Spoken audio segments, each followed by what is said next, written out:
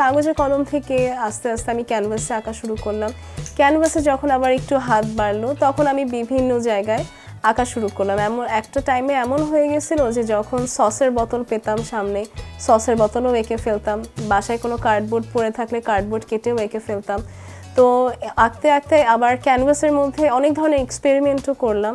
আমি কখনো ক্যানভাসের মধ্যে সিমেন্ট দিয়ে, কখনো চক দিয়ে, কখনো বালি দিয়ে, আবার সিডি কেটে সিডির যে কাজগুলো সেই কাজগুলো দিয়ে আমি ক্যানভাসে এগুলো পেস্ট করে কাজ করলাম। তো আস্তে আস্তে যখন আমার মধ্যে একটু কনফিডেন্স বাড়লো যে হ্যাঁ আমি কাজ করছি, তো আস্তে আস্তে আমি ভিডিও পোস্ট করা শুরু করলাম। এরপরে যে কনফিডেন্স বাড়লো তখন আস্তে আস্তে দেখলাম যে আমার অর্ডার আসা শুরু করলো। তো এখন যেটা দেখে আমার অলমোস্ট কিন্তু পেজের জার্নিটা 7 to 8 ইয়ার্স। এখন আমি বেশ ভালো ক্যানভাসের রেসপন্স পাই, ক্যানভাস পেইন্টিংয়ের অর্ডারগুলি আমি ভালো নিয়ে থাকি।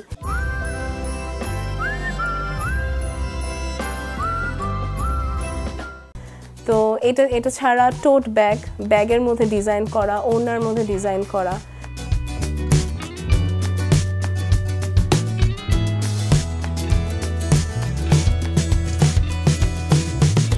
তবে আমি হ্যাঁ মানুষের ছবি আঁকা থেকে একটু নিজেকে বিরত রাখি। আমি নেচারের ছবি, গাছ, ফুল, বিচ, তারপরে যে কোনো নেচার, এই ধরনের ছবিটাই বেশি আঁকি।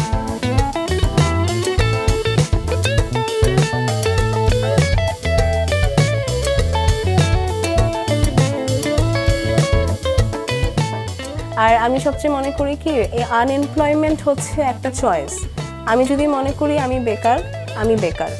নিজেকে ব্যস্ত রাখতে হবে। আমি বলতে পারবো না যে আমার শ্বশুরবাড়ি আমাকে করতে দেয় না, আমার হাজব্যান্ড আমাকে করতে দেয় না, এটা একটা এক্সকিউজ।